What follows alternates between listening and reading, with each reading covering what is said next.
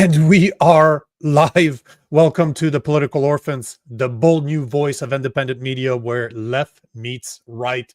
Powered by you, our commenters. My name is Nico Lagan, and I am conservative. My co-host, Rob Ambrose, is a liberal. Our goal is simple. We want to create a space where people who disagree can have a civil conversation about finding solutions to the problems that we face together. Here are the top stories of the day. First, an 18-year-old driver who's accused of killing a father of three is awaiting bail. Tim Houston brags about how many tickets he has issued to hikers. Trump warns Putin of severe consequences if they don't find a solution after the summit. Is it time to overhaul Canada's old age security? China puts tariffs on Canadian canola oil. UK undercover cops are pulling over men for catcalling. And finally, Sweden moves to integrate biometrics. Get your comments ready because the show starts now. What's going on, man? What's happening, brother? How's it going today? I'm good, man. Lack of sleep, but hey, this is such as life. Yeah. I suppose that's the new father lifestyle. As wise guy says, what's up? As a wise guy, yeah, this is not the woods. No, apparently it this isn't, is not the woods. law, even though it's pretty woodsy. I'm actually here. It's my last day here. I'm heading back right after the show, actually. So we'll be back in normal studios as after today. But it never did rain. It never rained. So I don't know if they're going to keep the band going, or I mean, of course they will. I mean, one of my that has nothing to do with the rain, bro. Come on, let's be honest here. Let's be honest. Right, I think we've covered that many times, and we're still going to be talking about it today. So. Not much, but just again, because as soon as something else is going to come out when it comes to the hiking bans, I will talk about it.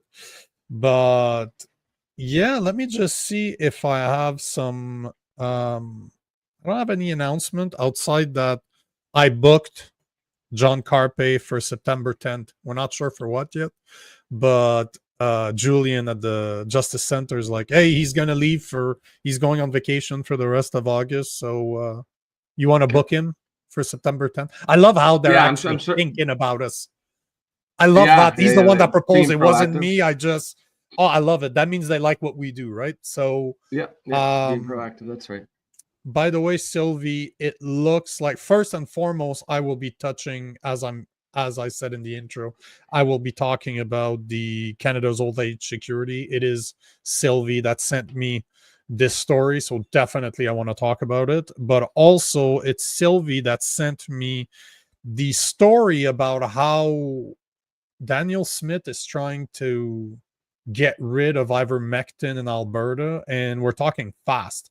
Like by tomorrow, literally. She wants to ban it for some reason that I'm not sure. And Dr. Mackey is the post that she sent me. And it looks like I might have a way to get in touch with him. So I am waiting to hear back from him. But it seems that we might be able to have Dr. Mackey on the show to speak about what is going on in Alberta with Daniel Smith and ivermectin.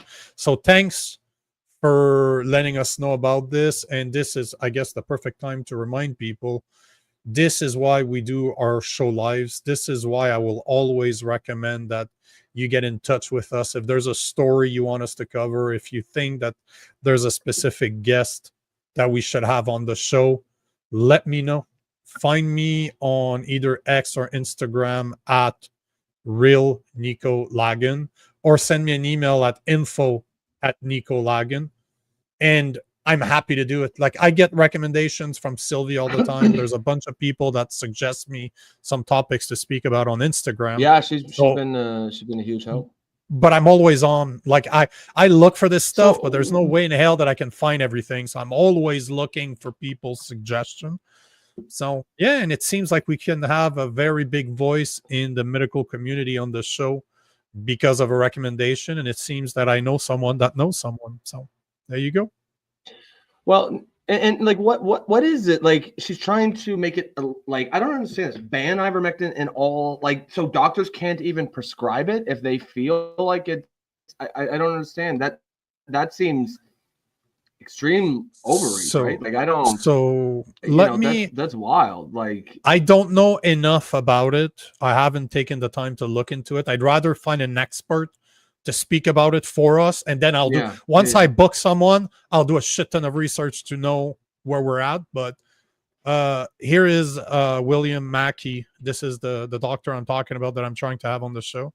He's basically saying that Alberta Premier Daniel Smith's CPSA team is moving aggressively to criminalize ivermectin this Friday. So it's not only ban it, criminal. There's a difference between banning someone saying you can't have it, Well, yeah, and now it's a criminal. huge, It's a huge crime. difference. That's So yeah, I'm that's not. really I'm weird. not Like sure. there's a good like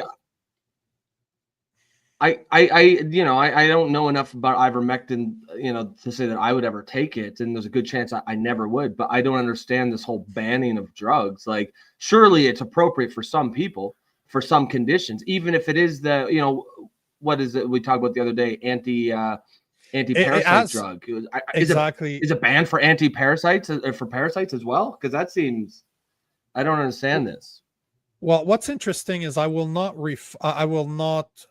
source the person I'm talking to, but I had been reaching out to other doctors.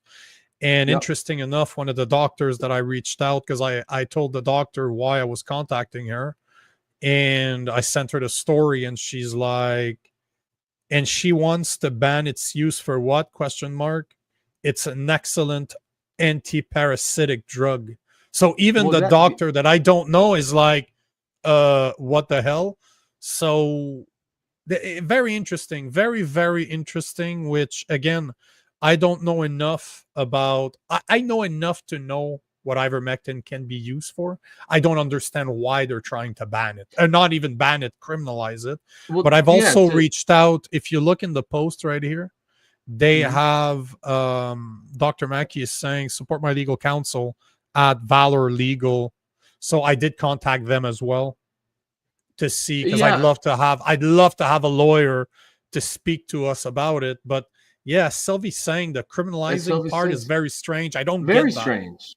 Very strange given who we're talking about, Daniel Smith, who's, you know, you wouldn't expect this from her. And you know, I believe that there's, you know, some debate and controversy with regards to how effective it is as a antiviral drug. A dewormer. Yeah, for sure. But like, I don't think there's any doubt that it's effective as a anti-parasitic drug. So yeah, criminalize? Something seems off here, and I'd like to get to the bottom of this for sure. Amen. That's, again, you know, you say this all the time. I just want to get it right. And this is all I'm trying to understand. So if I could not only get Dr. Mackey, that is, I just want to read his description. He's a radiologist, oncologist, cancer researcher, and author of more than 100 publications.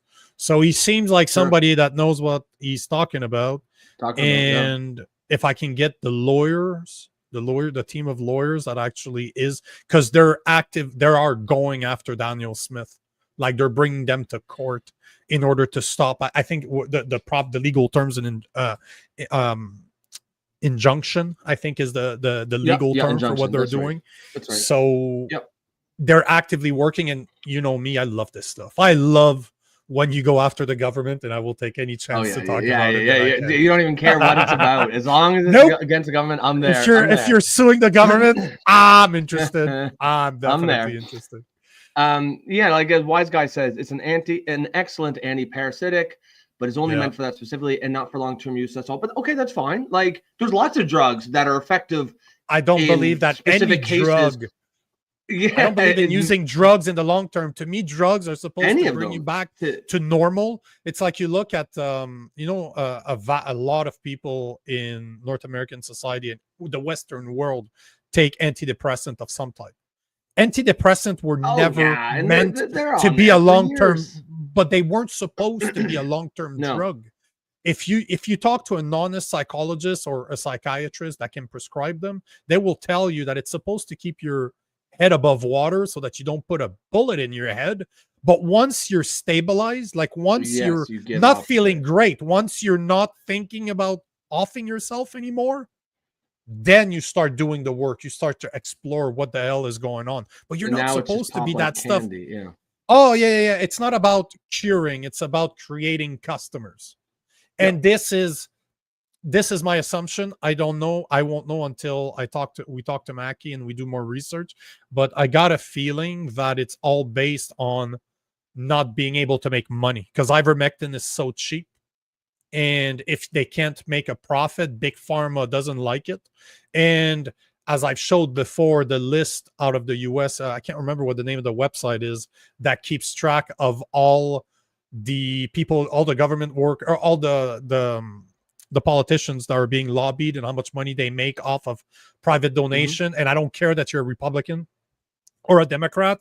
Big pharma has some of the biggest names, if not all of them, in their pockets. So I don't see it being any different in Canada. And this is why I think it's important that we talk about it, because we tend to praise Danielle Smith. I don't talk against her very often, but if there's a chance to do so, I want to take it. I was talking about this with David Creighton yesterday, how important it is to call out our leaders, especially the ones you like.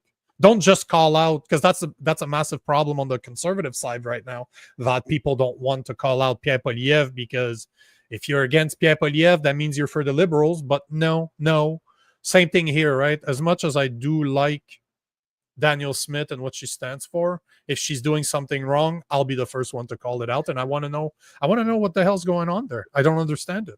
Yeah, well, that's why it's so strange. It's because it's Danielle Smith. If this is put forward by most other politicians, you'd be like, okay, well, yeah, we all understand why. But she, and maybe we're putting her up on a pedestal that she doesn't necessarily deserve to be on, and that's that's our bias, I guess, and that's it's good to check that. So as you say, it's good to criticize the politicians, especially the ones that you like. Let's be honest here. You should never put any politician on a pedestal. Absolutely. Yeah. Like that is right then and there, that's a mistake. I don't care. I think it's mistake. Just because it's just so relative, because all of them are so terrible that all you have to do to be like, thought of like highly regarded, is just be not that terrible. Just be like, basic, do some reasonable things. And we're all like, oh my God, can do no wrong. But of course that's not, that's the wrong way to look at it, because no politician can do no wrong. We'll see, Wise Guy, because Wise Guy's saying I think Daniel might be right, and that it may indeed cause sterility in males. That's probably true. I'll believe that. Yeah, but at the same time, so if you consume enough alcohol, it could do that.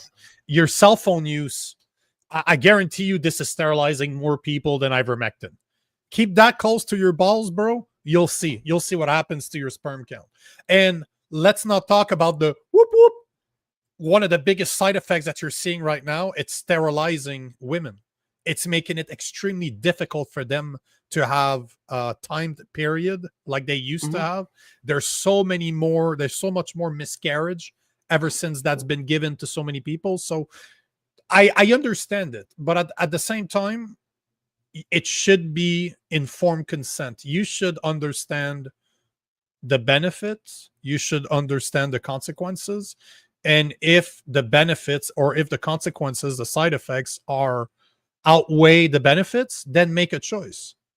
But at the end of the day, if there is a use case for ivermectin, but there's potentials afterwards, as long as the person is aware, because that's what it happened. Don't give me this shit. Have you seen ad for any pills out there, any medication out there? The side effect is always speeded up at the end, but that if it was in real time, it would be as long as the damn commercial itself. So don't give me this that, oh no, we're trying to protect you. No, just tell us what the side effects are. We'll take a decision. We'll make our own decision. But let's see what happens. I'm curious to have Dr. Mackey on the show. to talk about this? I mean, most drugs, if used incorrectly, how's it going there, new dog? Most drugs, if used incorrectly, can be harmful. I don't see that as a basis for criminalizing a drug. You know, I don't understand it. But yeah, we'd like to get to the bottom of it, and I think this is definitely one of those topics you want to have an expert in. And see, again, this I agree with Wise Guy when he's saying the problem is that people are taking it thinking it will cure cancer, and that is for sure why they're taking so much of it. I agree. If I was dying of cancer, I would take it anyway. And again, that's the thing. You're not gonna. I've seen my stepfather go through more than 5 years of how do you call it, chemotherapy and what do you call it, the radiology, what is it in French, in English, radiation. And bro, you're not going to tell me that he was healthy.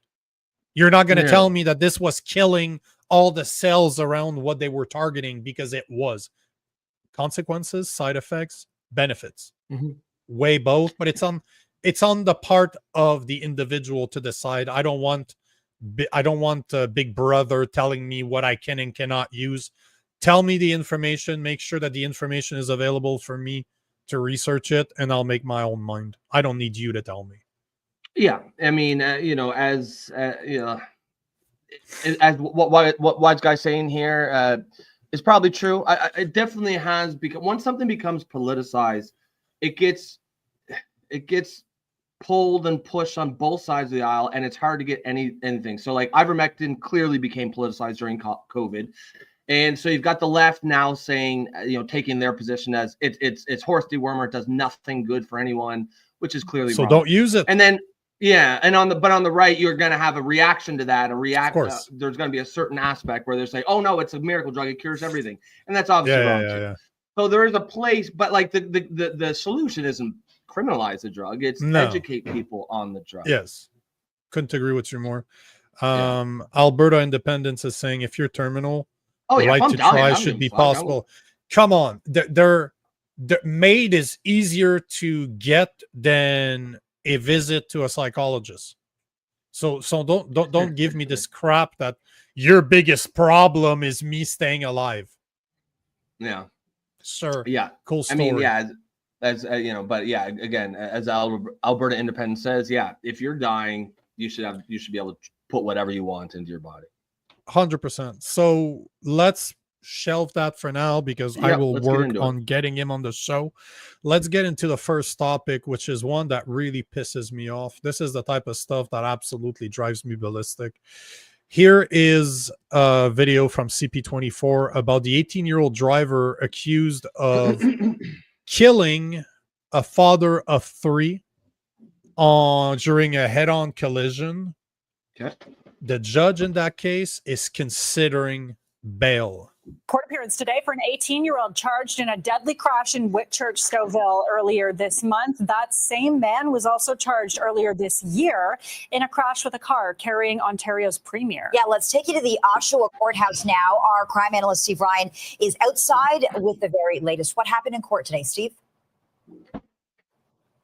Well, a decision has been put over by the courts, Lena, until Friday. At that point in time, the court will make a decision as a result of the evidence that was heard today at this bail hearing. So obviously, the bone of contention will be whether or not this 18-year-old will be detained by the court or released on conditions. If this was just a matter of this 18-year-old being released on conditions that he not by the front seat of a vehicle, let's say, for instance, the court wouldn't have put that over for 2 days, keeping him in custody while they made that decision. So Friday's decision, we will learn, I believe, whether or not this 18-year-old will be detained or not. Now, this comes as a result of some very serious allegations Listen to this on one. August the 3rd. Police allege that this 18-year-old was driving a vehicle dangerous to the public. He's been charged with 1 count of dangerous driving caused death and multiple counts of dangerous driving caused bodily harm. A man died as a result of this collision.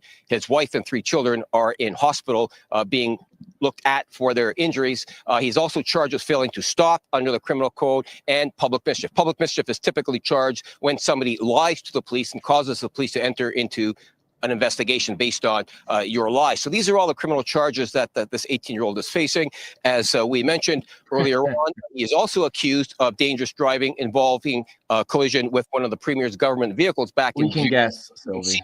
That there are multiple allegations here when it comes to concerns for the protection of the public, and this is why most likely the Crown rather is seeking a detention order. All of these are just allegations, not proven in court, but these are very serious allegations, ones that the Crown takes seriously, the court takes seriously as well, and this is why now they've had this bail hearing, and we will learn within the next 48 hours, I believe, whether or not this 18-year-old will be released on very strict conditions or kept in custody.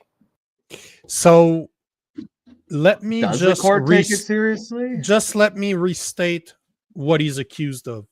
He is charged with dangerous driving causing death, multiple counts of dangerous driving causing bodily harm, failing to stop, meaning that when he was asked to stop, he did not, and you public mean failing mischief, to stop as in like the police the were criminal chasing code. him? Yeah, and public mischief, as in he lied to the police, and he's also the guy that ran into Doug Ford's car, like his government issued car a few months ago. So he has multiple counts of dangerous driving. Now they are trying to let him off on bail. And you know what pisses me off about this thing the most is not only he's 18 years old. That's a man. That's a man right there. If he's able to vote, he's able to drink, guess what? You're able to be treated as a man in court. But the part that really bothers me about this is Sylvie's kind of touching on this. You could see from the sketch. What's his name? Is it surprising that his name is not Jim? Is it not like? Tell me the whitest. His name's name not Jim Smith. It's Jim not Jim Smith. See, Jim Smith is a good name. No, we know, and she's right. I was going to mention it, but that's his name. Jaywin Kirubantantan. You knew it was Kirubanantan. It's either Indian, Malaysia, or not Malaysia. It's Indian in nature. But it's not about race per se. What it's about is he's almost certainly a migrant. He's almost certainly a new immigrant, and that's why they're protecting him. It's you know what I found interesting? If his name was Jim Smith, they would say it. That's how you know it's not Jim Smith. I found one place this morning that they were, because the first thing, as soon as I could not find a name for him, as soon as I couldn't find a picture for him, I'm like, yeah, okay, obviously he's not white. Obviously he's not white. That's always, you're always right. You know what I mean? Like when you think those things, someone will say, oh, you're racist for thinking that. But then the question is, but why am I always right when I think that? And then it turns out to be correct, right? Like no matter what you want to call it, observing reality, noticing reality cannot ever be racist. Well, even if it is, I don't really give a fuck if it's true. No, it's true. Of course not. Of course not. But I'm just trying to find the article, because this morning I was looking for his name, and you know what they were doing is that instead of using his first name as in Jaywin, they were using his middle name, that is Victor. So I'm like, hey, people nuts. I know exactly what you're trying to do there. Like that's what drives people nuts. That's what drives people nuts. Because and they do it because, or on theory, because they don't want to, create I don't know, fucking a backlash against certain people. No, people, a normal person is not gonna look at read a story about a migrant in a car accident and just say all migrants are evil, we got to get rid of them all. No one's going to do that. But what we will notice is when you keep lying, or you play these stupid word games, like use his middle name because it sounds white, we do notice that, right? We notice that, and then we start to wonder why are you doing this? What is your agenda here? Of course we all know what it is, but like it's and they wonder why they have no trust with the public. Just report the facts. I was about to curse there, but we've decided we're gonna try to cut our cursing down. We're trying to be better. Just report the freaking facts and let the chips fall where they may. This is not hard. We don't need the media to socially engineer this for us. Just And report see- facts. That's it. And just look at how Google is working. You can Google his name, nothing, not one single picture about him. The Because it hasn't only been thing I reported. could find is, if you look at the thumbnail of the show, I Mhm. actually put a sketch. That's it. That's all I could find is a sketch of him, but I could not find Yeah, they had an a sketch actual in that clip there. picture. Yeah, I know. Yeah, I know. It's on the thumbnail. I can try to find it. But what's interesting is that, well, it's not interesting. It's absolutely calculated. They know exactly what they're doing. But here is that's the only sketch I could find of him is that. Not Jim. That ain't Yeah. Jim Smith. Yet when you look for his name, all you see is the father that he killed, the mother, and the 3 children that are now father. So he destroyed 4 lives. 4 lives, at least 4 lives, right? He destroyed 5. He literally killed 1. Now that Mhm. woman doesn't have a husband anymore, and the 3 kids don't have a father. And yet, all you can see when you Google his name is the family. You can't find his face. As soon as I Googled his name and I couldn't see it, I'm like, you know that if it was me, it'd be a very different fucking story. And that's what Ugh. drives you nuts. It'd be a different story. Just do Different it the same for everyone. Like that Yeah. that is not difficult. I agree.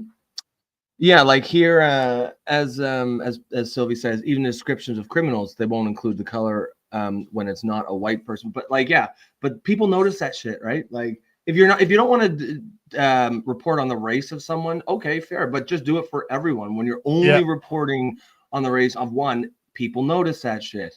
And of course, they'll say, "Oh, well, we don't want to create social tensions." This is creating social tensions. This is doing that. You're creating the thing you're claiming not to. Don't treat us all like people are intelligent. We all understand that the behavior of one person is not an indictment of everyone else. I like when I read that story, I'm not thinking, "Oh my God, immigrants have such terrible drivers. They all have to get the fuck out." I'm thinking, why the fuck is our media lying to us? Like that's where the problem is. And how can we trust it? And then when you have other people saying there's an agenda, it's hard, it's impossible to argue there isn't an agenda when you see it with your own eyes. Amen. I mean, couldn't agree with you more. It is what it is. Pam just showed up. Welcome, Pam. Just said hello. Pam says, "Morning, all." Morning to you, Pam.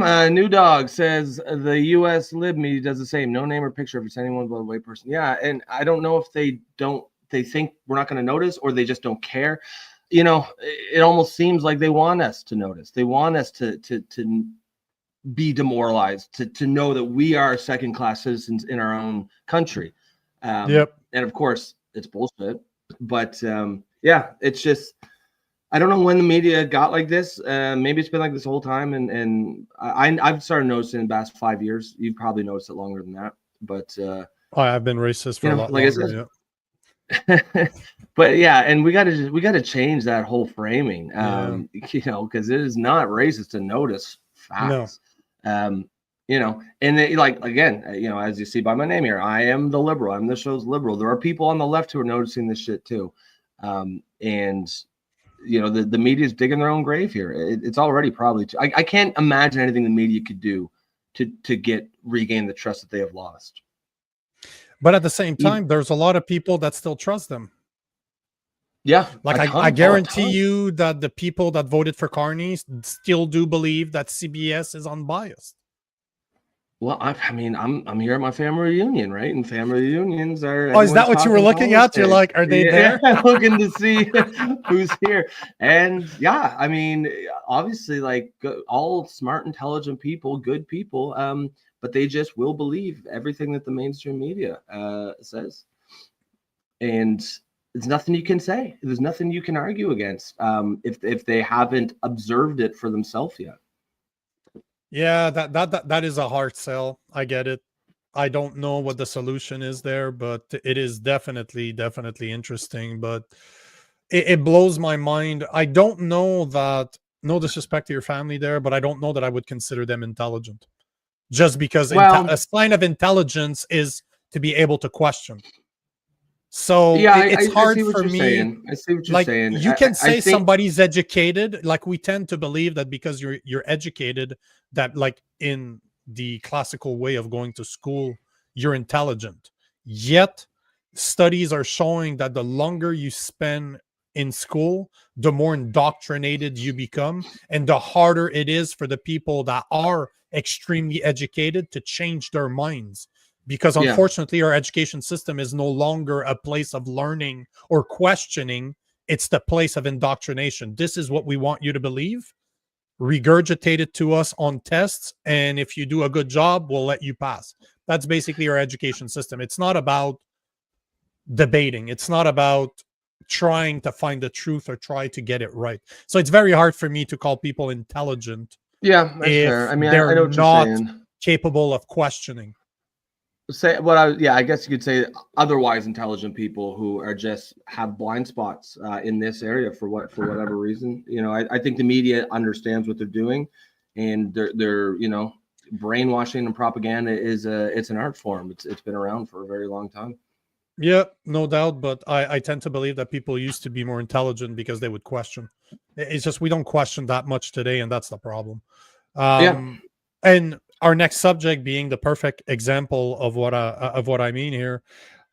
Tim Houston, the premier of Nova Scotia, was bragging yesterday about how many fines of $25,000 he has issued They've given out a lot. to. Yeah, surprisingly, I'm very surprised by it. But it sounds to me like he was bragging. He seems to be proud of it. And yeah, here's the super short video of Tim Houston bragging about it. Announcement on restrictions, 12 fines have been issued. It's certainly my hope that every single one of those is fully prosecuted and collected. It's just too serious of a situation right now. Announcement on. So there you go. It's so serious of a situation that even the premier of New Brunswick admitted that she lied, that it was never about wildfires. It was all about, oh, if you get injured, we can't come save you because our first responders are so busy. So you know what? Invest money in training new firefighters and buying more water bombers. Stop blaming hikers for something that they're not responsible for. And I was reading that this morning that Newfoundland, although they have a fire ban, the premier refuses to prevent hikers from going into the forest, which in that case, I agree. If that's the case, if that's indeed true, because I saw that just before the show. If that's what he's doing, I can agree with that. Fire bans, I don't see a problem with saying, hey guys, it's dry, No fires. There hasn't rained. Can you not make fire? Or can you not make fires, please? Is that not possible? In the same way as right now in Montreal, a lot of places in Montreal are not able to water their lawns because we're lacking water. Now, that's a whole different story in itself, as in maybe we need to fix our water issue because we're right next to an ocean. So you're not going to be able to convince me that you don't have access to water. But the point of the matter is, at least I can understand that. I don't like bans whatsoever, but I can understand if you're telling people, hey, maybe that watering your lawn right now when we're lacking water, not the best time, or don't make fires, please, because we'd rather, because to me, it's that's dry. reasonable. That's reasonable. Yeah. And I could understand even, that one. Even though the fine is, in my opinion, still excessive, at least it's not vague. You know, you're either making a fire or you are not. Whereas when you're talking about like in the woods, it's a little vague. It's the dumbest thing. Yeah, I like the way Newfoundland's kind of approaching this.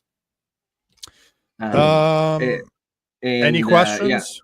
It's just an update. I'm going to continue updating on this. Like, we've spoken so much about it. I know I've been speaking about it for a week now. Kind of annoyed by it, but hey, I will continue talking about it. If something comes up, I'll talk about it.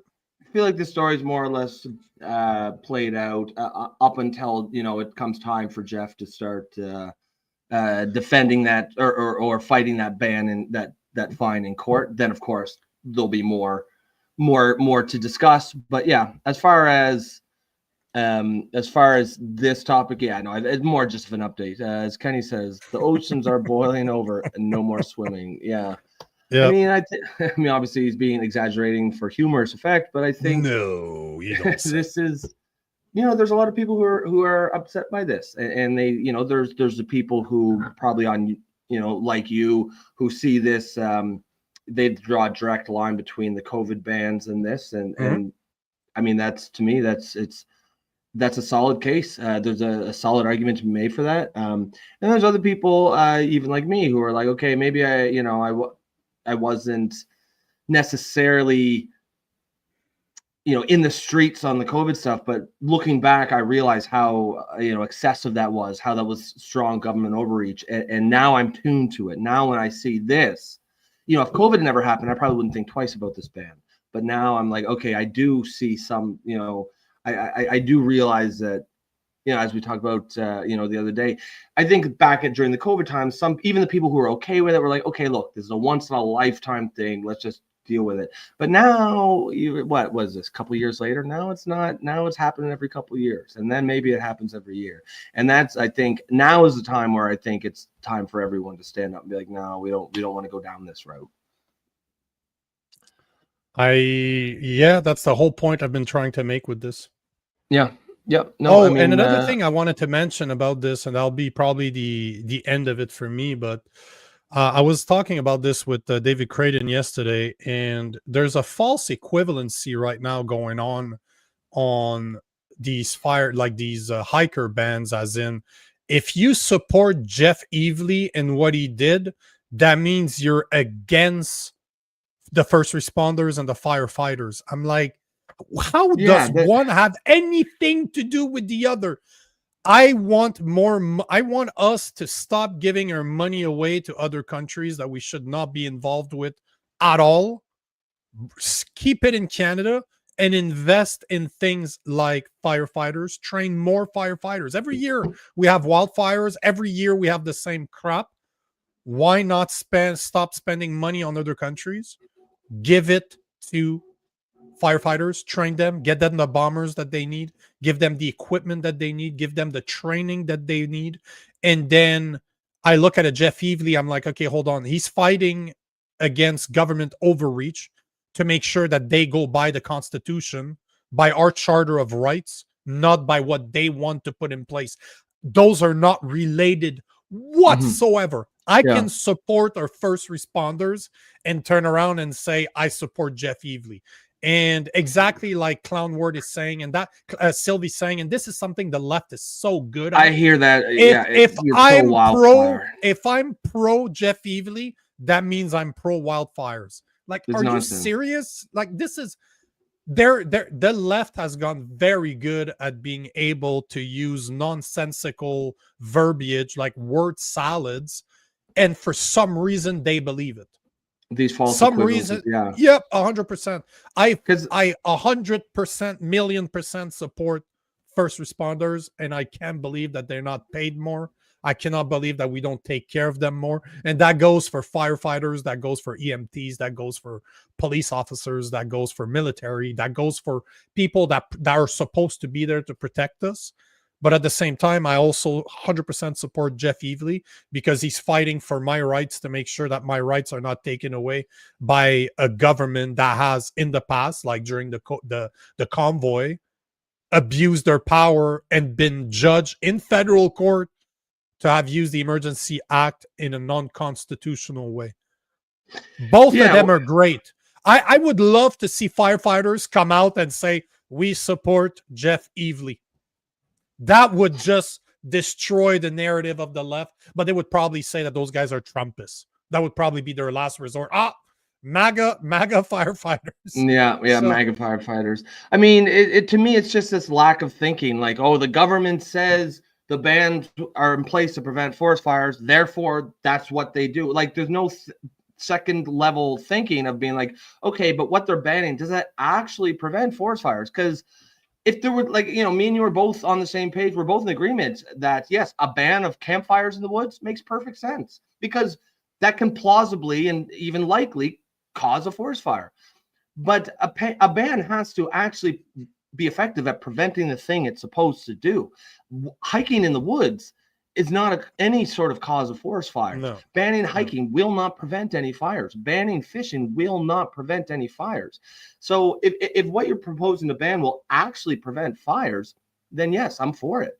But if it's just about control, and because the thing that you're banning doesn't actually have that effectiveness, then yeah, I'm going to speak out. Here is if you read the Great Reset by Klaus Schwab, you know that by 2035, Man, all that guy's forests will brutal, be off limits to all but essential workers. They will call them nature corridor. I have the book right here. I never got it. I never took the chance, take the time to read it, but thank you. I will put it on my desk right there. This is going to be my next read. I need to read more, not just do research on the line for the shows, but I definitely need to read this because I've had it for a few years.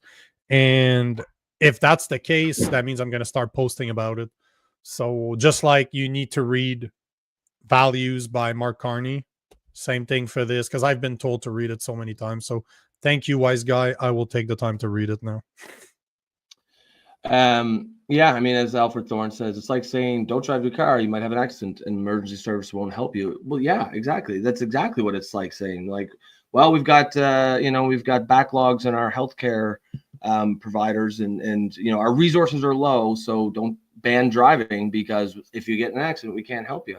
And it's a nonsensical argument, but when it's made for the forest fire ban, everyone just uncritically accepts it. And yeah, I don't understand why, but at least there are some people, and a growing number of people who are not okay with it, who are speaking out against it. And I would like to know, that's another thing. I should have thought about this when Chris Fleury was here a couple of days ago, the lawyer for Jeff Evely, provided by the Justice Center for Constitutional Freedoms. I should have asked him if a class action was a possibility, because he mentions 12 people. So could this turn into a 12 people against Nova Scotia? Do you know what I mean? Because now you're starting to put they would all have the same argument, right? It just looks better if you have a bunch of other people showing up, and I'd love to see mothers as part of that. Do you know what I mean? Like, just the left is very good at using all those woke points. The right needs to start doing the same thing. If you're gonna go against the left, hopefully there's a black mother in there. Hopefully there's an Indian, a black non-binary trans. Oh, yep. Obviously, I'm being sarcastic, but not really. Really, but not really. I know what you mean. I'm curious about those other ones. I wonder if they are protesters like Jeff, or if they actually just didn't really, just actually in the woods and didn't, I don't know, either weren't aware of it or didn't really think, this is the woods and versus that's not the woods. They didn't look at Jeff's video. Yeah. Because the only guy that comes up is Jeff Evely. Yeah, well, you'd think if they were doing it as protests, they probably would have heard more about it. But yeah, that's got to suck if you're just not even trying to prove a point. You're just out in the woods. You get a $25,000 fine. Yeah, well, it's we shall see. Yes, sir. We shall see. Any other? So I think we're good to go. We will. I wonder. We can move on that. Yeah, that's a good point, though. I wonder if the Justice Center could take 12 as a class action suit. It's a good question. Well, if I had one, I'd be calling them for sure. Yeah. It probably 100%. Wouldn't add more work to what they have to do. I assume they're all going to make the same argument for everyone.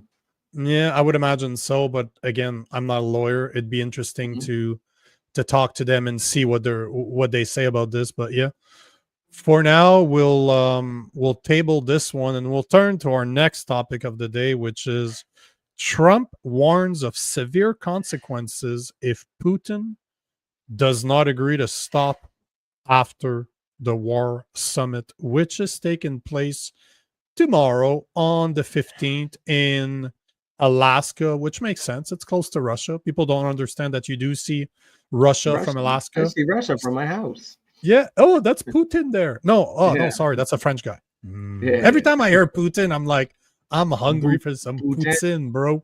Putin. Yep. So let's watch this. And yeah, you guys tell me what you think. President Trump says there will be, quote, severe consequences if Russian President Vladimir Putin does not agree to stop the war in Ukraine after their meeting on Friday. As Erica Brown reports, the comments came during an event where the president announced this year's Kennedy Center honorees. After taking over as chairman of the Kennedy Center earlier this year, President Trump himself announced this year's honorees. The 48th Kennedy Center honorees are outstanding people, standing group, incredible. The president named country music star George Strait, Rocky actor Sylvester Stallone, singer Gloria Nice Gaynor, to have rainbow behind them. and actor-singer Michael Crawford. The president, who will You know host the why. award show that airs on CBS in December, said he was very involved in the selection of this year's artists. I turned down plenty. They were too woke. I had a couple of wokesters. Earlier in the day, President Trump held a call with Ukrainian President Volodymyr Zelensky and European leaders ahead of Friday's high-stakes meeting with Russian President Vladimir Putin to discuss ending the war in Ukraine. It's going to be a very important meeting, but it's setting the table for the second meeting. I think the second meeting, if the second meeting takes place. The president said if his meeting with Putin goes well in Alaska, he'll quickly set up a meeting with both Zelensky and Putin. Zelensky said he told President Trump that Putin is bluffing. Every time President Trump has said, I'm getting tired, I feel like I'm being played by Putin, Putin has done something to extend the time, to give him more space, to go on the offense in Ukraine. President Trump warned Wednesday that there will be severe consequences if Russia doesn't agree to stop the war after Friday's meeting, but did not elaborate. Erica Brown, CBS News, Washington. Well, there you have it. They're meeting tomorrow. Mark Carney is going to attend a meeting today virtually. From his vacation there, his Ottawa vacation. Ottawa vacation. Yep. And yeah, so we'll see what happens tomorrow. I don't have a lot of faith in this. I don't think this, I think is all for publicity. I don't see anything happening out of this. I still think that the way that they're going to put an end to that is by the US signing that deal with Ukraine. Yeah. That, what was it, like $1 trillion? Or yeah, $1 trillion mineral deal or something. Yes. I think that's the only way that this is going to stop, because I agree with Sylvie. Putin doesn't get intimidated. Most people think, people say that Trump is not a normal politician, which he's not.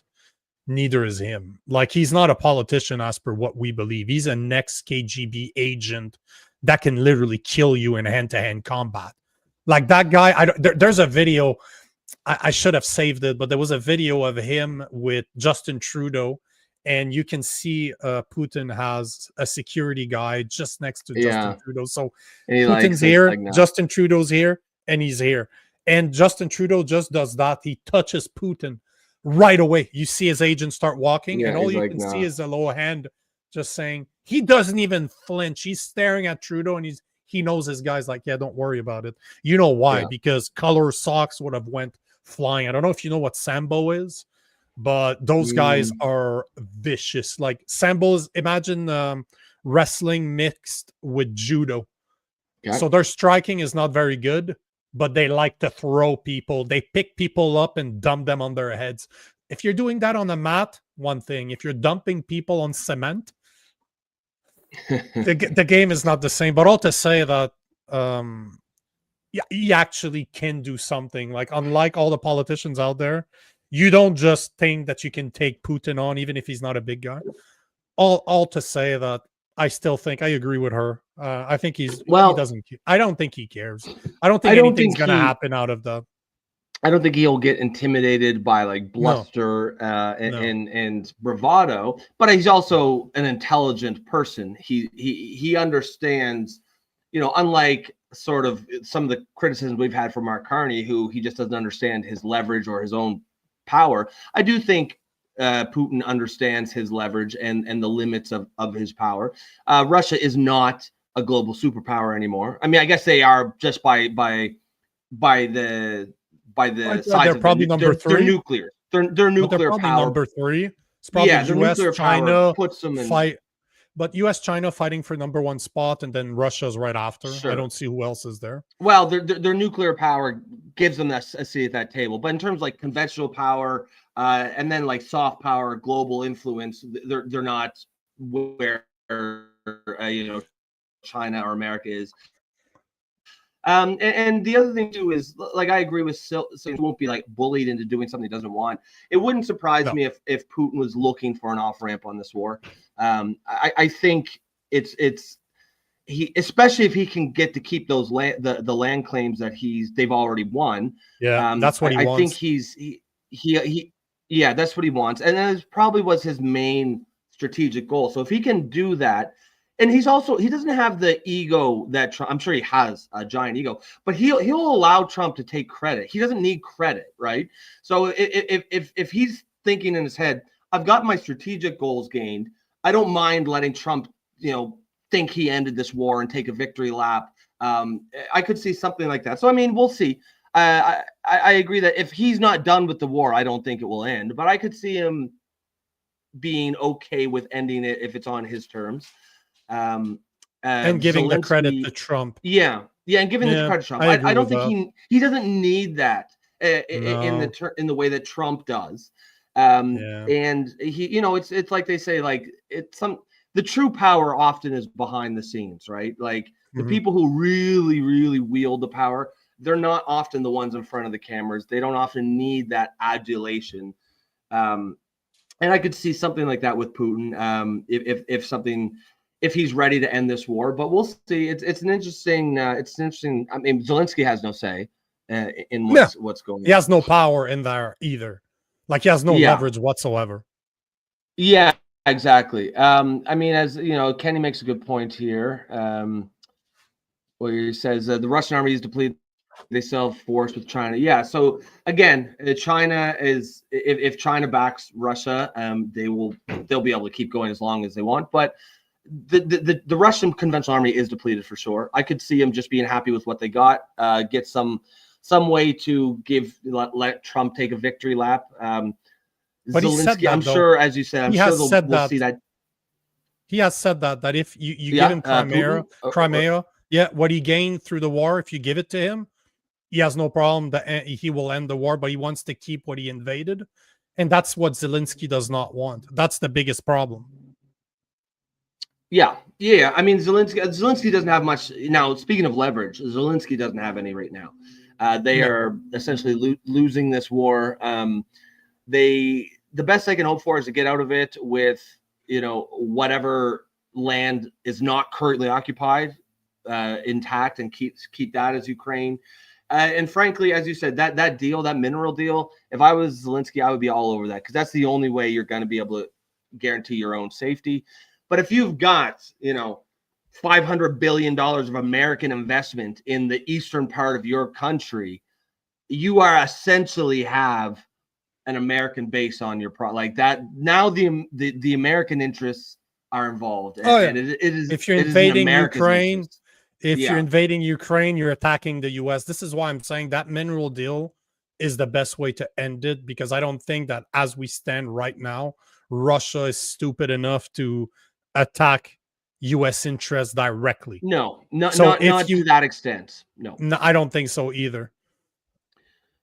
Yeah, so again, it's if there's a couple, special forces soldiers somewhere in there secretly, I don't think he would care about that. But if you've got 500 million or a trillion or billion, worth of investments there, America will put appropriate military forces to protect that investment. And that's essentially as close to a guarantee as Ukraine is ever going to get. If they just end the war now, there is no guarantee that Russia won't just come back 5 years from now. So I think if I'm Zelensky, I'm ecstatic to sign that deal. I'm trying to see if what Wise Guy is saying is true. Russia has lost only 125,000 troops, while Ukraine has lost 1.5 million. You guys are Well, listening to the no one's saying Ukrainian Ukraine is lies. winning. No one's saying Ukraine is winning or that Ukraine isn't also depleted. But yeah, I mean, so like Russia is, he says Ukraine is conscripting 16-year-olds up to 65-year-olds. Yeah, Russia's also getting some less than ideal recruits. You know, they've emptied out the prisons there and sent those guys to the front line. I think you know, Russia is not as nearly as rich as America. Wars are extremely. I mean, what do they have? The economy of Canada, give or take. Imagine Canada. I have to check. Imagine check. Canada's trying to fund that war. You know, war is expensive, and it's they're not losing. They're clearly winning the war, but I absolutely can see Putin believing it's in his interest to end this quickly. Especially if he gets to keep what he Well, conquered. yeah, of course. Yeah, so the Russian GDP is what? Go ahead. No, but their estimate, I'm just trying to go back to what Wise Guy is, because I don't know the numbers, but it seems, by what I can find, the numbers of troop that they would have lost ranges anywhere from about 150 to 200,000. That's what the amount of troops that Russia would have lost. I mean, that's just a 2-minute search, so it's not heavily searched like I normally do, but it seems that you're looking anywhere between 150 to 200 people. But what's the size of the Russian 150,000 regulars? Yeah, because remember too, they're in Ukraine, so there's lots of people who are not Ukrainian soldiers who are either civilians getting killed or they're just picking up a gun because they're being invaded. But every single Russian in Ukraine is going to be a soldier, and active soldier sent in that way. So just comparing the numbers is a little not exactly. This is a good point here from New Dog. I think this is how more or less how I see it. He says, I think it's about actual military strength. Russia's navy is rusted and docked. The tanks are low on ammo and fuel. The military, though large, is weak. Yeah, by the numbers, the military is, I'm sure, still large, but you got to factor in actual fighting effectiveness. And again, it's not to say, you know, I don't think anyone here is arguing that Russia is losing or can't continue to go on, but I think it's I think it's in Putin's interest to end it sooner rather than later. I think he wants to. You know, I think they're going to get continue increasingly less returns on their investment the longer they prosecute this war. So I think it's in everyone's interest to end it, especially, again, as we said, if Putin can keep the gains that he's made. And usually in war, that's how it works, right? If you can take an area by force, you're not going to give it up. The numbers I can find here is active duty personnel in the Russian army is somewhere around 1.3 to 1.4 million as per August 2025. Total force, that means active plus reserve plus paramilitary, you're looking at 2.6 to 3.3 million. Effective combat strength, so we're talking not just bureaucrats sitting behind a desk somewhere.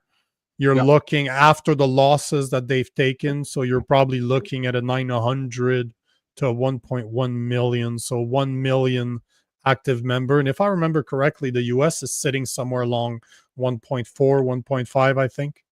So they still have a massive army. Yeah.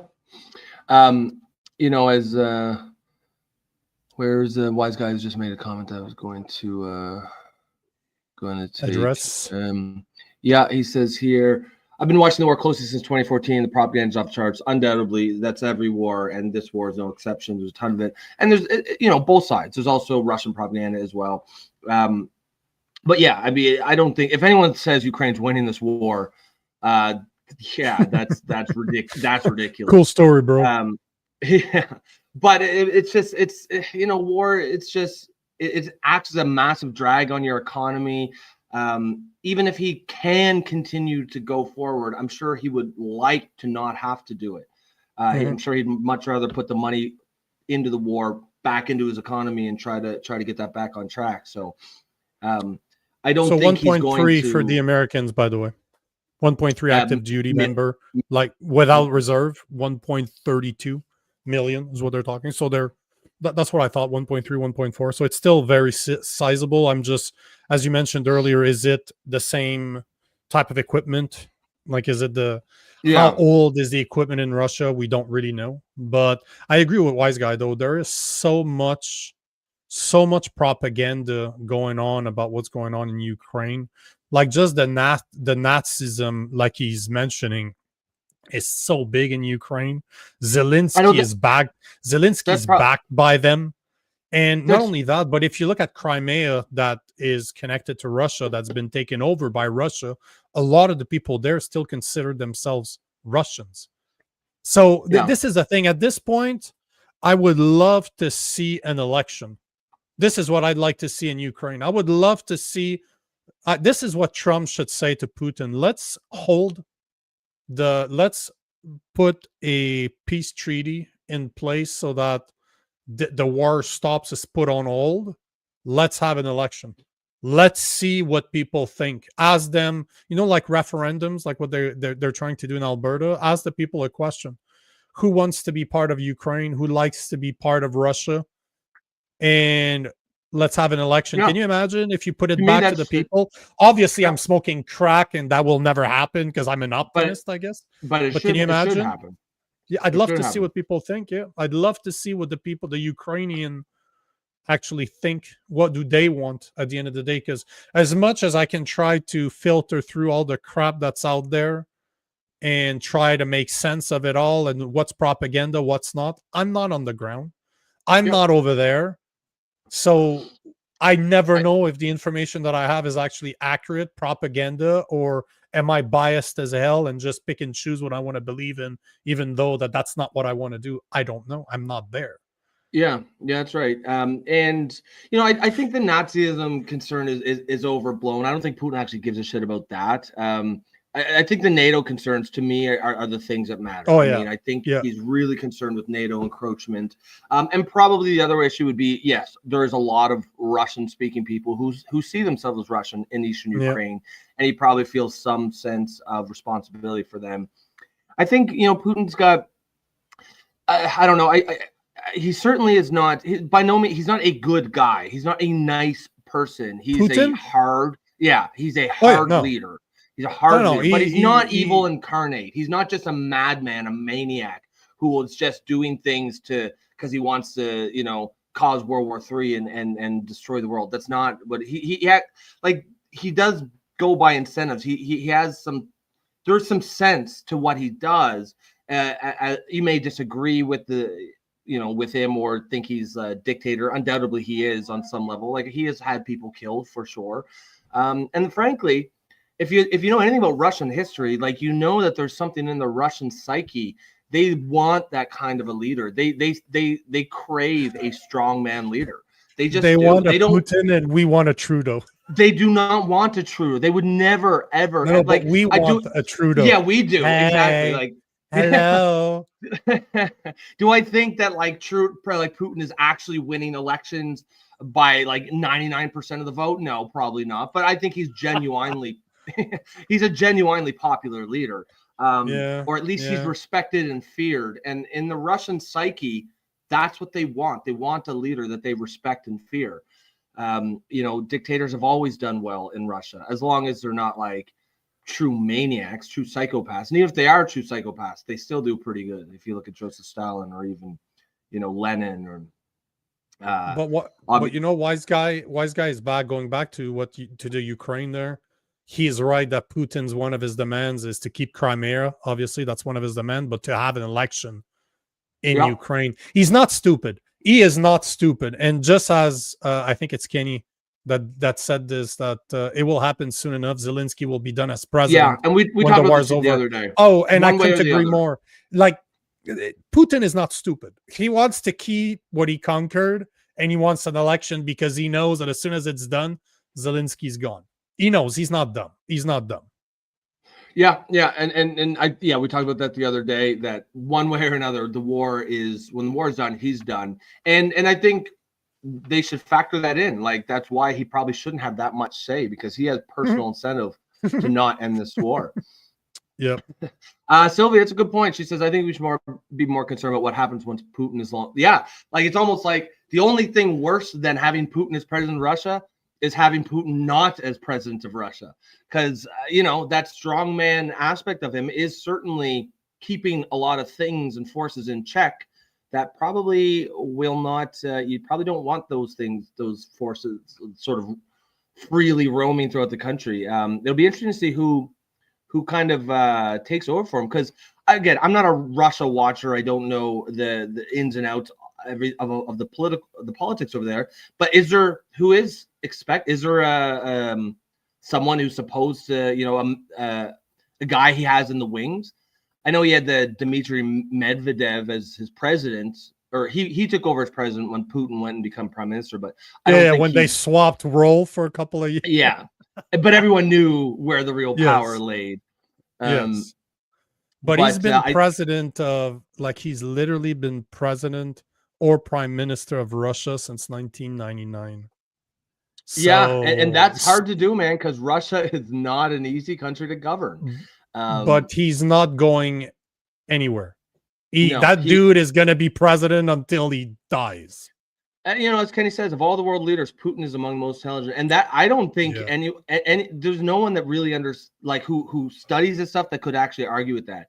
You could probably make the case he's one of the best, when they say politicians, at least political animals of the modern, of the last 50 years. Like, to maneuver the way that he has to rise as leader of Russia, and all the challenges, and as difficult as a country of Russia is to govern, he's been able to do it really, really well. And he doesn't seem to make a lot of crucial mistakes. That's like he doesn't seem to, in front of the camera, he's stone cold. That guy must be a killer at the poker table. He must be. I don't know. That dude is like. Well, that's what you need to be, like, long-term expertise at something, especially as something as dangerous as the president of Russia. It's not even about the hits that you get or the great things you do. It's about limiting mistakes. Because you're right. I can't think of one obvious one. I think there was maybe a time when it looked like this invasion was a mistake, but he's pulled it out. He's pulled it out. Oh, yeah, he is. Oh yeah.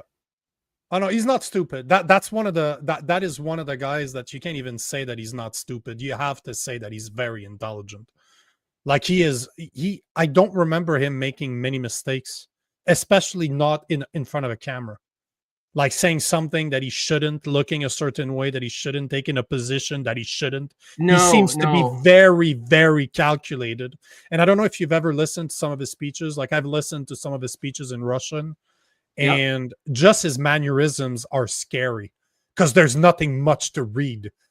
He is he doesn't give anything focused away. He is very calm. He doesn't seem to be triggered by what people say or do to him. He seems like a very calculated individual. That's scary. To be that calm and that calculated, not an enemy you want to have. No. And like I said, like, he's probably not a nice guy in some sense. Although he's like what I mean is he's had people killed for sure. And I'm sure probably did it himself too. Yeah. But you have to respect him. You have to respect him as a highly, highly intelligent leader and a strong leader. And honestly, if you had to go up against, if I can't think of any of our leaders that I would feel comfortable going up against him in a head-to-head negotiation. He's just that smart. Not only that, but if you go back to his previous life, like when he was in the KGB, I've heard stories that people would change. Like, he was so feared that people did not want to deal with him at all. Like, as in, I see you coming. I'm on the same side of the street as you. I'm going to cross on the other side because I don't want to look at you wrong and then somehow I'm in trouble. So, yeah, I've heard some stories of that guy that is just, he is just dangerous. Yeah, exactly. And it's hard because it's hard to say like he's like a role model of mine or someone like a hero. But there are definitely, when I look at this guy, there are definitely a lot of things that I respect, and just even the way he uses violence as a tool. You know what I mean? Like I don't think he's a psychopath. I don't think he enjoys Oh yeah, of course killing he is. people. Oh no, he does. Oh Oh no, yeah, of course he does. Oh you yeah, think he likes 100%. that? Oh, it's you know, if you look at the psychology behind him, he rules by fear. This is He's why a fascinating character. Fascinating character. I'm impressed by the way he deals, because he doesn't, like I said, he doesn't seem to be making mistakes. That means his words are very calculated, and Yep. even I agree with Wise Guy that Putin doesn't use cue cards either, ever. He doesn't seem like the type of guy that needs them. I don't remember, and maybe I'm too young, maybe my memory sucks because I have been punched in the face quite often. I don't know, I don't remember seeing him losing it, like being in a situation where he can't handle what's Even when being thrown at him. and there's been He times just, when like I'm sure something's gone not his way, but he and you just don't know. You just, Yep. and that is scary to me. You look at a guy that is so calculated like that, because the amount of intelligence that it requires to be that calm, that self-aware, that calculated, that Yep. good in front of a camera. This is not a mistake. He knows exactly what he's doing. He knows the image that he's projecting. It's all calculated, and that to me is that's why when you're saying he's not a psychopath, I'm like, Yeah, remember, maybe. Okay. you look, you look at a Dexter, for example, like the show. Yeah. You got a guy that you can't tell really that he's like that because you don't know him. That's how I see Yep. Putin. Very Yeah. stone cold. He doesn't let you know the type of person that he is. You will never know unless he wants you to know. So calculated, so calculated. And this is why, to go back to where that conversation started like half an hour ago, thanks Sylvie for putting us down that rabbit hole, but it's the fact that he doesn't get intimidated. And that's why those are, you look at the cues, he's just, and he's not a big guy, right? I don't know if you saw him next to a guy like Trump. He's not a big guy. But he's just got that aura, right? He just projects. He has presence. You know. And I think in the West, it's almost fashionable, like, oh, he's just a evil monster, and who cares? But like, that's a mistake. He does. You can't underestimate him. He's a hard man. And I'm sure he does what he feels he needs to do to accomplish his goals, and some of those are probably Russia, bro. Brutal and ruthless. It's Russia. It's Russia. You're not going to. He's not speaking to the woke purpled hair. No. You've got like, and that is a form of politics as well. That's old school politics, like power as politics. That's what's the book by Machiavelli? The Prince. The Prince. Yeah, that's classic power politics. Oh, this is probably like, it's right there. I can see my copy is like right there. Probably one of the best books I've ever read. I'm sure that he's scary stuff. But if you read The Prince by Machiavelli, and then you read Rules for Radicals, you understand where the woke left, how it gained so much power, because they apply what he teaches. It's very, very clever. Like the people that are in governments, the people that are at the top are not stupid. They understand those principles. It's very well. Well, like you combine principles from the Prince to what's the book? The Chinese book, not The Act of War, but Art of War. The Art of War. You start putting those Shen-Tzu. You start putting those books together and developing an attitude of government ruling, of politics based on that. You get guys like Putin. I just wanted to finish with one post, because those posts, I was just about to play that one. Yeah. So read it for us, because I really appreciate that post. Yeah, it's a great comment or post by Tariffs. She says, Nico, Rob, I have a few people sitting around and listening to you guys. They're not internet savvy. Late 60s, early 70s. Very much enjoying your show. Great job. Hope that put a smile on your face. It did. Absolutely. It does. We appreciate that very much. Hey guys, to you folks that are listening, this is why we do it, because that engagement, that interaction with the audience, it really kind of feels like it's a big community we're building here, and really appreciate that you enjoy the show like that. And thanks for the comment there, Therese. Let's wow, that is quite man, that is, this is not a backhanded compliment, Therese. It's the order of the subjects I wanted to talk about. The next subject I wanted to talk about is old age security. Sorry. It's completely coincidental. This is coincidental. I have a list.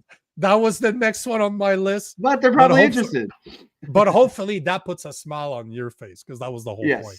Yes, I'm kind of I'm that type of guy that will give backhanded compliments all the time. Yes, of course. I do it. I'm just sarcastic. So yes, but I love that. Is great timing. Perfect timing. Before I do, though, I just want to remind people, if you're on X, make sure to like, make sure to comment, make sure to reshare this stream, because this is how you can help us. But really, you should join the conversation on YouTube at the Poli Orphans. Once you're there, make sure to like, make sure to comment, but also to subscribe to the channel. And if you believe in what Rob and I are doing, you should consider supporting us. We do have a membership program on YouTube, $2.99 a month, and that would help you support independent media. I'm going to talk about this later on. I kind of approached it a couple of days ago, but just to say that I want to start traveling more. I want to start being on the street more. I want to start putting the political orphan brand in front of bigger and bigger crowds, as in I want to show up to where people are organizing events that needs to be covered by independent media in a way that we know that mainstream media is not going to cover. And We Unify is one that's taking place at the end of September that I would love to attend, but it costs money, obviously. And we're literally just two dudes doing this. This is all we do. There's no teams. There's nothing else. Most of the work in the back end is just me doing it. But all to say that I want to know what you guys think. Is that something you'd support? I'd like to put a, I don't like to crown like, what is it, like crowd funding. I don't like there's a few out there, they're woke as hell, so I need to find a solution, an alternative to the GoFundMe, because they've taken money away from conservative people, so I don't want to encourage those people. But I'd like to set up something where I'd be able to travel more, be able to go report the news, not just talk about it in front of my bookshelf. Yeah, that would be cool. I mean, more probably maybe not as a regular thing, but like when there's an event or something, to be yeah. I'd like to see some live, like when they were doing the prayer outside the Notre Dame Cathedral or whatnot. Yeah, there's another event of that on the weekend, actually. She contacted me through text. I totally forgot to respond to her, but yeah, she contacted me. There's something else going on this weekend. I think it's on Sunday, so we'll see. Is that the same woman that was here on the show? Yes. Same woman. I'm curious to see if I can make the time to go. So take the headbuds. Yeah, hold on. Before I do that, take the earbuds, the earbuds out, and buy a big speaker blasting the show. Yeah. I think I got a feeling that people would support that more than a membership for some reason. I know that personally, I would rather I would support that. So we'll see, because at the end of the day, that's how we need to start, right? Is just by trying to see if people are interested. If people are interested, I'm interested in doing the work. So, as Wise Guy said, when Rebel sent Tamara Agolini to the ostrich farm, I chipped in $25 for gas and food. If it's a good cause, I'm in. Yeah, and that's obviously Wise Guy's pet cause. One of Wise Guy's favorite causes is the ostrich story. Whatever happened to anyways? Did they end up euthanizing the? As far as I know, the call is still on. That's the last news that I got. Wise Guy, you correct me if I'm wrong, but last time I heard about it, the call was still on. I don't think it happened yet, but it was still on. So on that note, let's go to the other topic, which is old age security. This topic was proposed by Sylvie, and I'm happy that she did, because that is definitely something that we're going to need to start considering very soon. They talk about numbers in there as to how many Canadians are on it right now and what it's going to look like in a few years. I don't know how the system can handle it. But the guy, one of the researcher, is making a very, very interesting point that I would love to hear more, at least what people think about it. So here is Global News. Is it time to revamp Canada's old age security program? As baby boomers age, the cost of the federal government retirement pension is expected to soar from $77.8 billion in 2023 to a whopping $276.5 billion by 2060. That's more than triple. And Generation Squeeze, a charitable think and change tank, is urging the federal government to take action. So joining us now is Generation Squeeze founder and lead researcher, Paul Kershaw. Paul, thanks so much for joining us. My pleasure. So first of all, what exactly is at issue here? Why is the cost of old age security expected to soar like this? Well, let's be clear about the goal. We want all retirees to have financial security. And we should be able to achieve that in Canada because old age security is already the biggest part of the federal budget by a whopping margin. It's 3 times more costly than employment insurance. It's about 3 times more costly than the Canada Child Benefit. And that's what it is now. And as you mentioned, it's going to grow considerably in the years ahead. And given that we're spending all that money, I think we need to be really worried that in Canada, we have about 400,000 retirees who are falling below the official poverty measure. We could entirely fix that if we also recognize that right now, if you're a retired couple that has $180,000 of household income, you are still eligible to get an $18,000 OAS subsidy. Now, we know that's really generous because if you're a family with kids receiving income support, you'll have that income support clawed back when your household income reaches about $80,000, not $180,000. And so I think the solution really rests in asking financially secure retirees who have 6-figure household incomes to be open to accepting slightly less OAS of subsidies so that we can repurpose some of that funding to eliminate seniors' poverty and even have some money left over to help their kids and grandchildren who are struggling with affordability issues in housing and childcare and post-secondary. Yeah, and given what you have learned in getting to the root of the issue here, why do you think so many seniors are living in poverty? Well, we should be happy that seniors have the lowest poverty rates of any age group, and that's a policy success story. And it also reflects that the economy has been, in many regards, particularly good if you're heading into retirement now, because you've likely been a homeowner for some time, and home values have been rising and giving us additional wealth.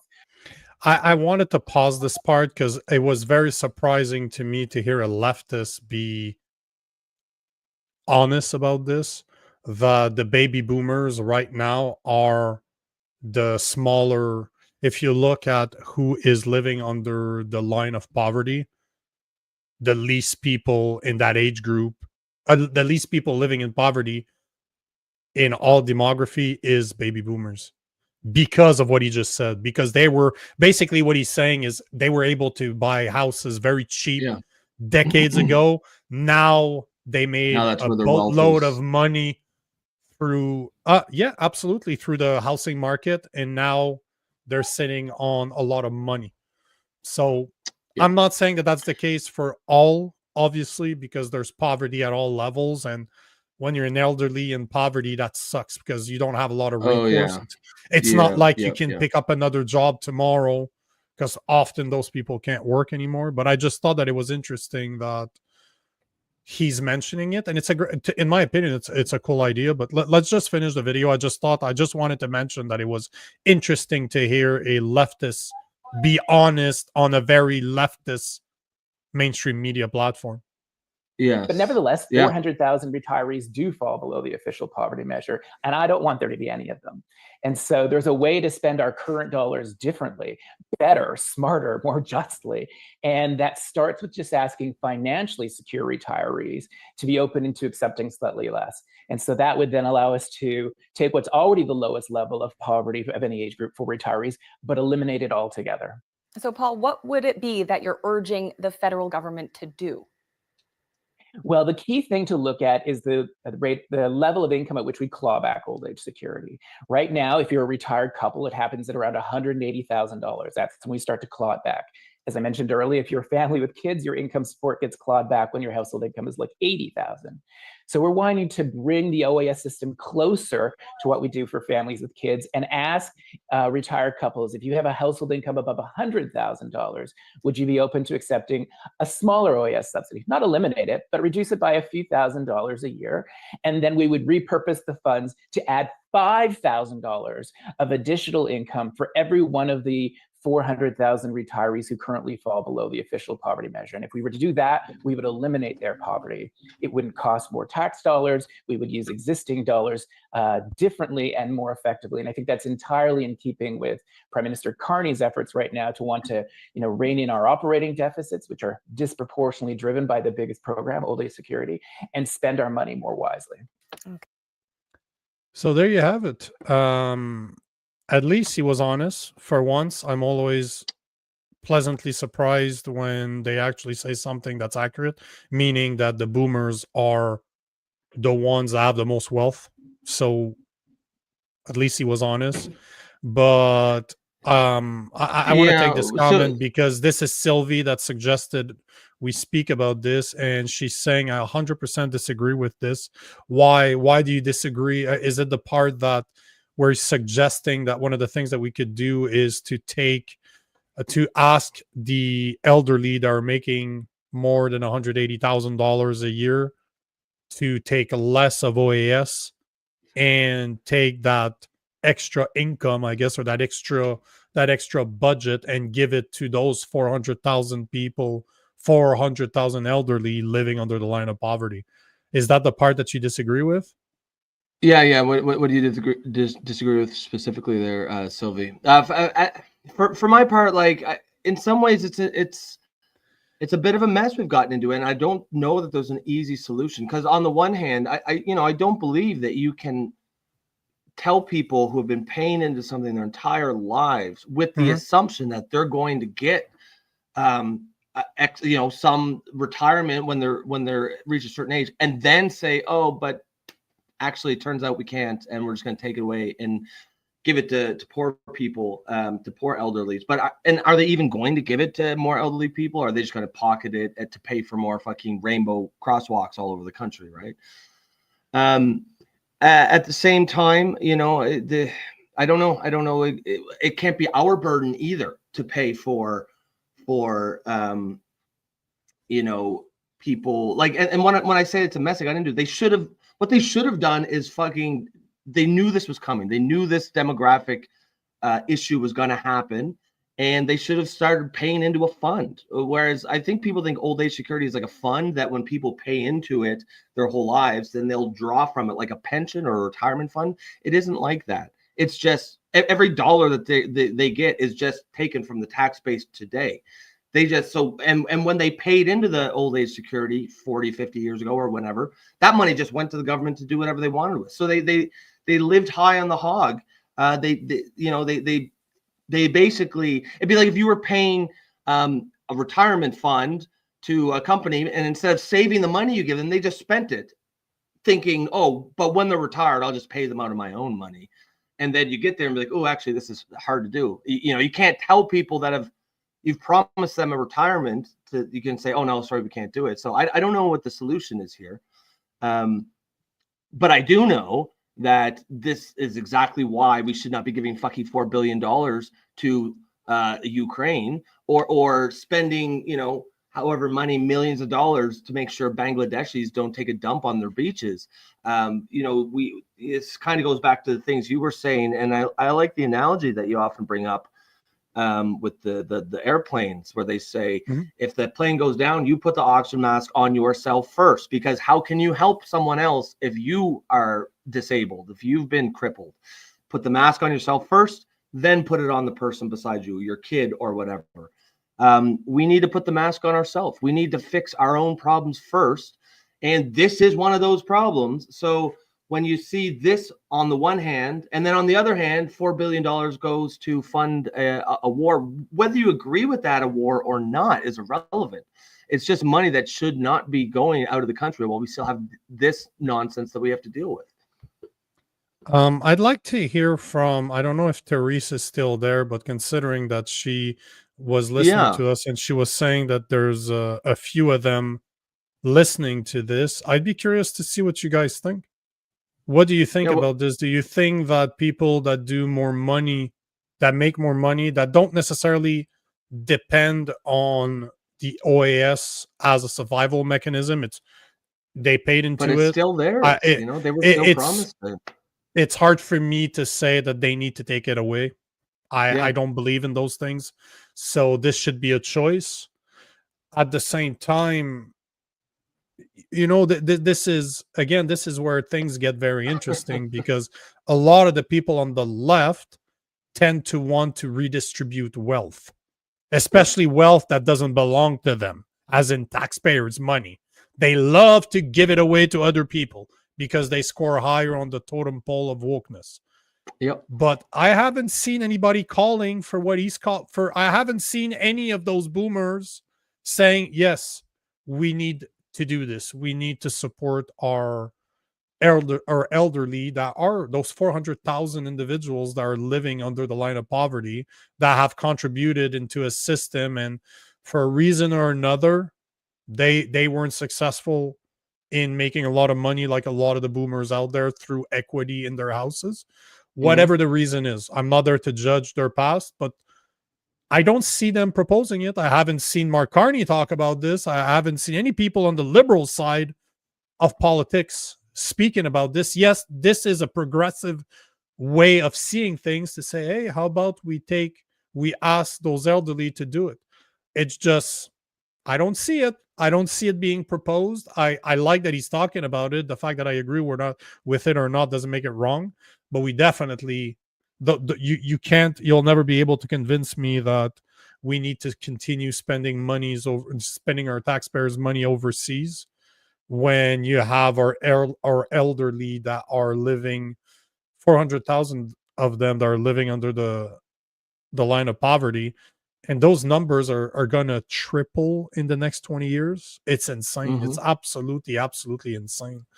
So I don't know what the solution is. I just like that Sylvie brought it up, and I was curious. I was curious what people think, because I don't know, outside of saying that we need to stop spending our money on foreign causes, we need to stop bringing so many immigrants in, because they can. Well, that's the other thing.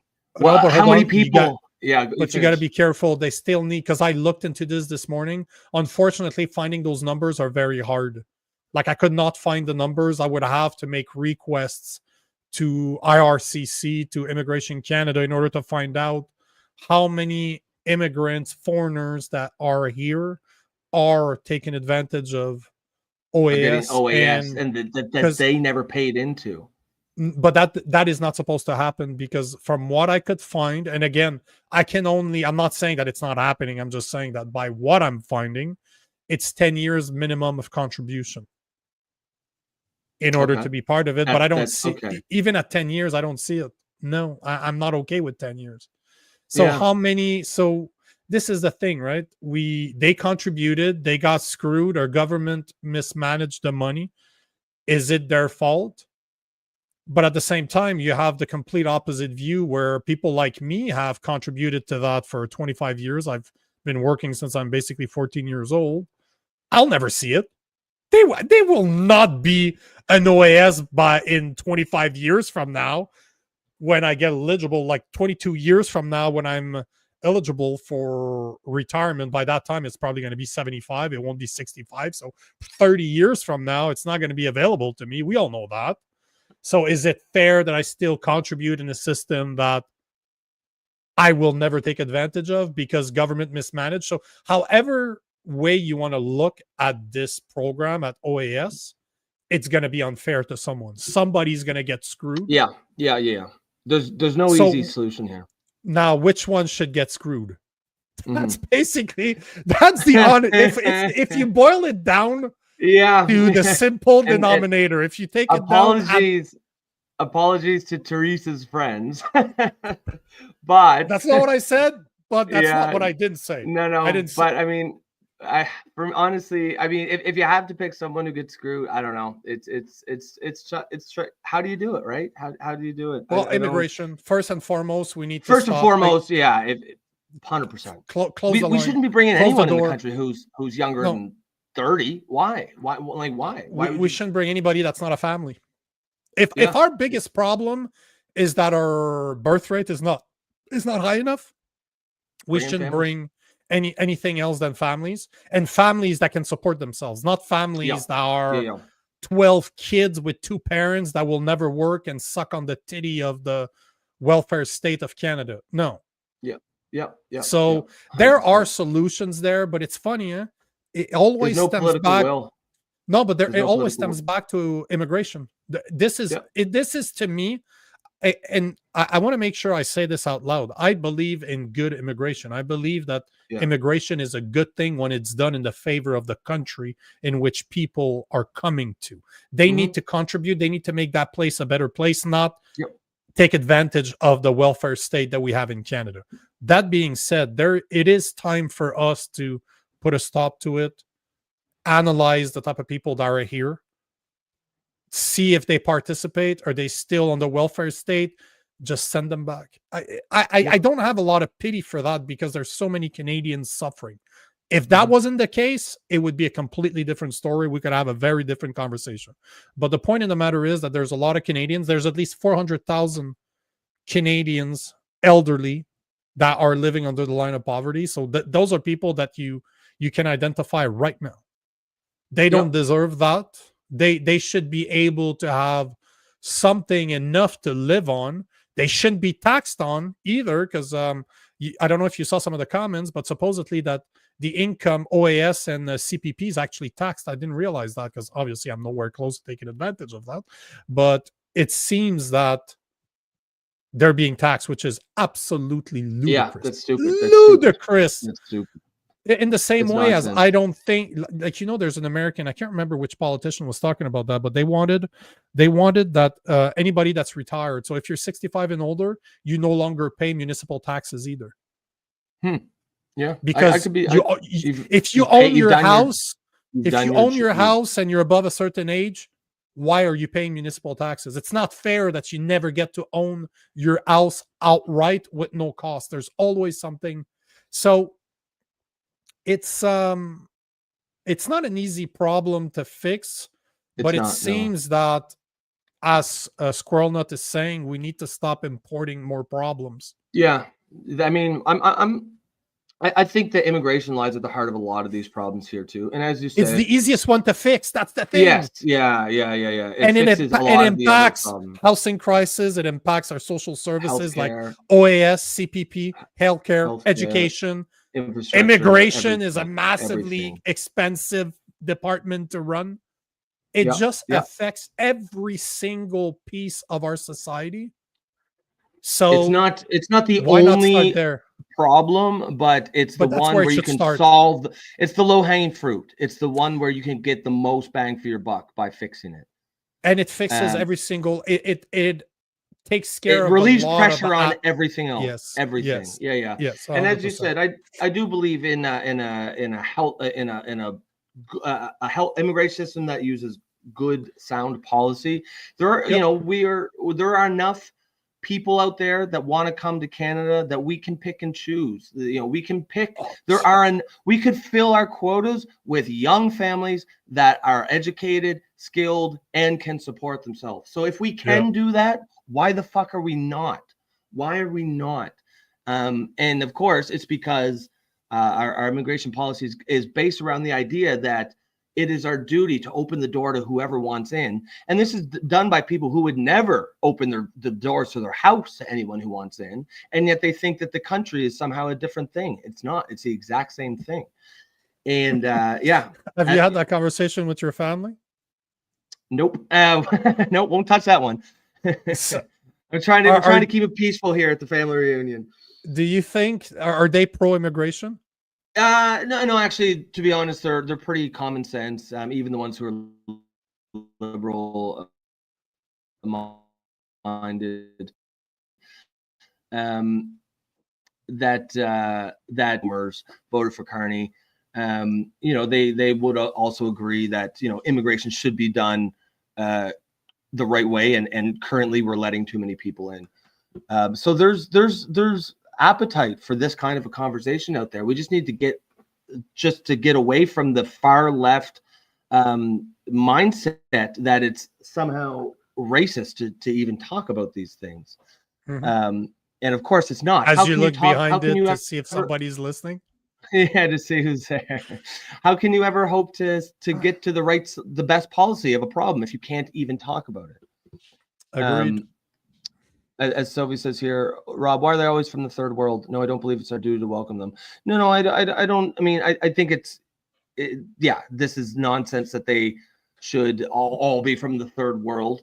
No, but let's say we against need doctors. This is one thing that we always hear. We need more doctors. We need more nurses. Awesome. Why not make a priority to the people that are educated in countries where we recognize their education and bring them over? That's what I mean. It's easy to fix. Change our equivalencies, because I know this is a problem too. We don't recognize everybody's education, and even if they come from a country that is a good education system, it's very complicated supposedly to turn a diploma from a different country into Canada and be recognized as being certified as well.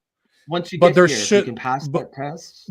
But we should be welcoming the people that we lack, and making it easy for them to come over to get their equivalencies in the education that they have. Those are the hungry people that want to make this place a better place. Those are the intelligent people that will realize that this country is great and they want to make it greater, and they understand the chance that they have. They're not here to just milk the system. Yep. Wise guy says, I would love to see young Brits who want to escape the Islamic madness. They'd be a great help in many ways. Yeah, but I got a feeling like if they want talk about like jump out of the frying pan and into the fire, I think if you're trying to escape the Islamic madness, you're probably not coming to Canada, because we're heading up. We're close behind the UK. Maybe they go to America. But I mean, why not?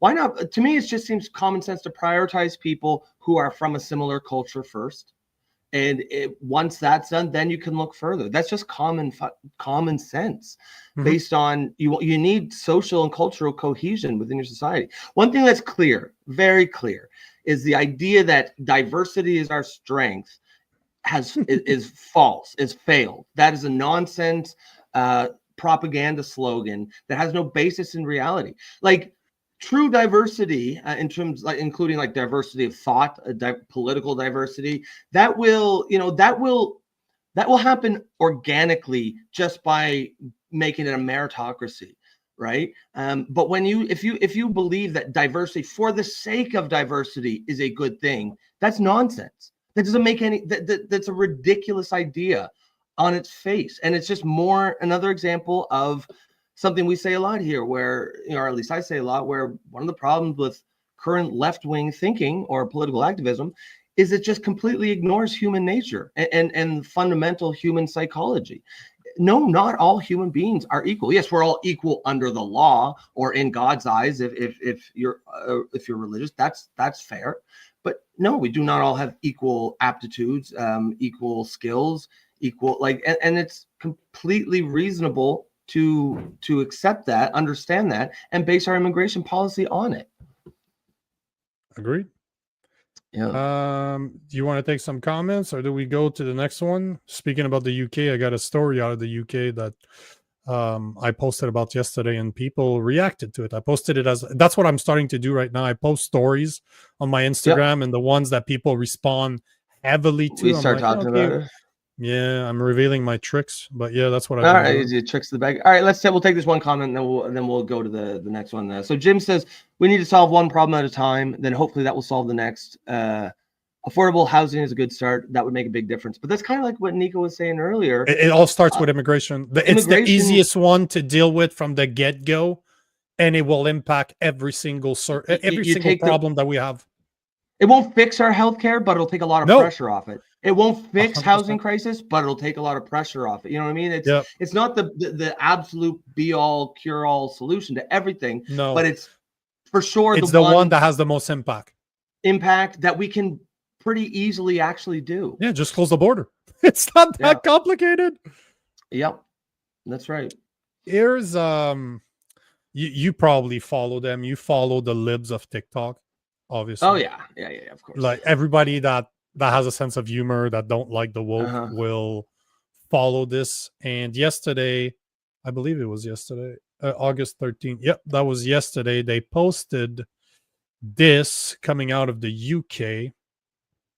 It's been reported that UK female cops are now going undercover in tight clothes to bait men into catcalling and beeping at them. So they're basically in the UK. They have women undercover cops jogging around in tight outfits, and they look like good-looking women for Brits, obviously. But is this really what? Yes, yes, this is going absolutely viral everywhere. But look at this. We'll talk about it after. Okay. These aren't friends out for a run. They're actually undercover police officers taking to the streets in Surrey as part of a new operation trying to stop people catcalling and harassing female runners. We get honked at, the staring, the hanging out the window just to look at us, and it's so prevalent. And police teams are ready to staring people illegal. Officers are beeped at, followed, or shouted at, pulling people over. Listen to this guy.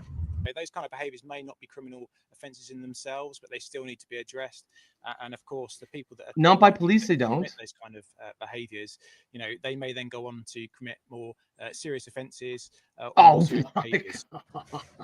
So the police officer is telling me that because I looked at a woman jogging too long, I'm probably a sex predator. Like, are you serious? I was talking about this yesterday with David Creighton, and David Creighton's not a gym rat, obviously. You and I are. Yeah. How long have you been seeing this happening? Women going to the gym in literally bikinis, and they start squatting right in front of you. And I'm like, so if I catch a glimpse, I'm not there with my cell phone, my dick out. I'm a perv now, because they all record each other, right?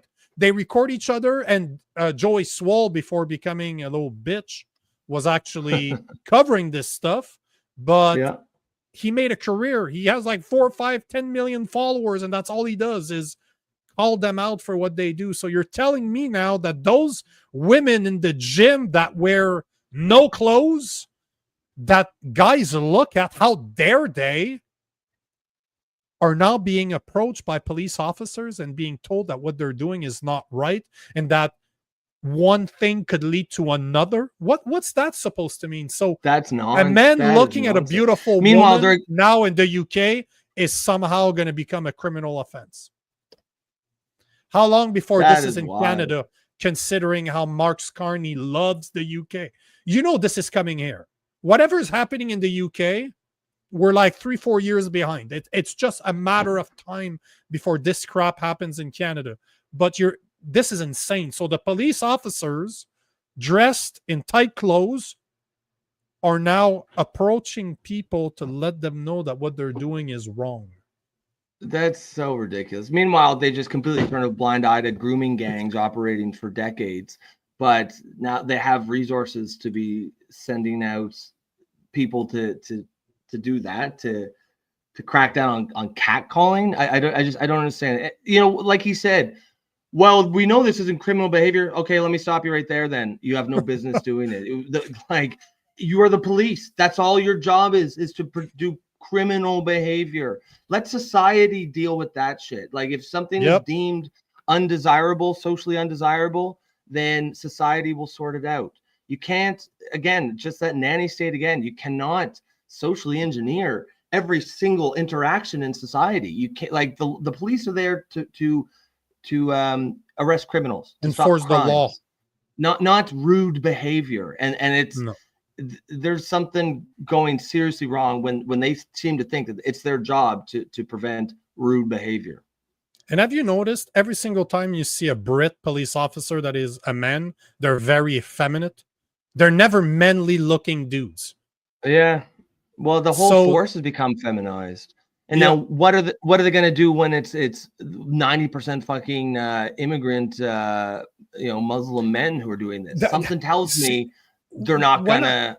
When I saw that, this is exactly the question that I asked myself, because as a guy, as a dude, I don't remember ever seeing one of my friends over the. We grew I don't up. remember. I don't you remember can't do ever that shit. seeing one of my friends whistling and catcalling women. I've never hung out with guys like that.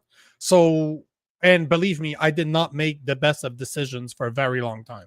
So I wasn't surrounded by the cream of the crop here. But even that, yeah, no one does that. But I don't I've see never men seen doing that. that. As much as Sylvie's saying, Nico, catcalling were part of my life for years. I wasn't in a bikini when it happened. You know what? It's fine.